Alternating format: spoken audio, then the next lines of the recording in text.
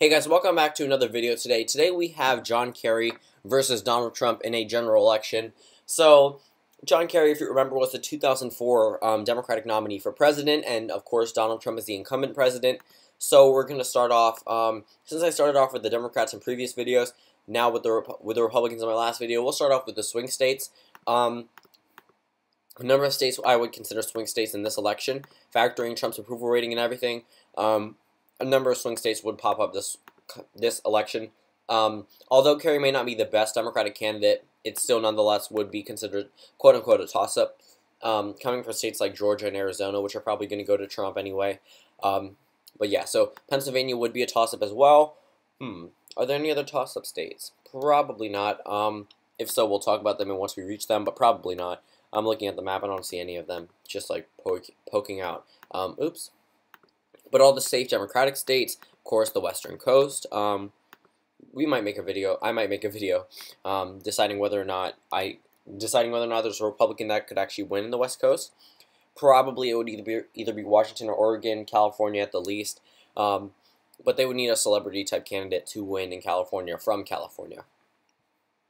Someone like Arnold Schwarzenegger would do well. But all the safe Trump states, obviously, up across the United States. Right through the center. Oops.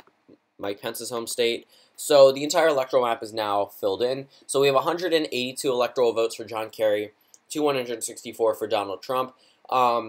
Looking at the map, we can start to fill in a few states. So I think John Kerry would be able to win Virginia. I think he would be able to carry Virginia just based off its Democratic identity, and Colorado and New Mexico. However, I do think Trump would carry Ohio, Iowa, Georgia, North Carolina, Florida, and Arizona. Now, my reasoning behind all of those, that seems like a huge way, but Kerry cannot excite the Democratic vote. It will be extremely hard for him to win, coming from Massachusetts, to excite the Democratic vote, to come out to vote for him, and he lost a number of these states back in 2004. It won't be easy for him to win again. To actually win against Donald Trump. Although he may be unpopular, Kerry isn't really someone who can take the unpopular people, the people that view the president unpopular, and get them out to vote. They may view him in a negative way, but when they come out to vote is what really makes the difference. So we're going to fill in some Democratic states. I think that all of Maine, except for one electoral vote, would go to John Kerry, just based off the Northern appeal. But I don't think Kerry can really overcome Trump's grasp on the voters that elected him by over 10% in Maine. Up in New Hampshire, though, I do think Kerry would carry New Hampshire. As for the Rust Belt, I think Wisconsin and Pennsylvania would both go to Donald Trump, but I think that Kerry would be able to flip with Michigan and hold on to Minnesota for the Democratic Party.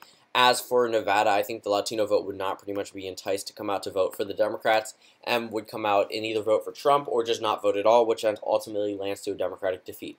So final electoral map, 242 electoral votes for John Kerry to 296 for Donald Trump. Thank you guys for watching this video, and I'll see you all tomorrow.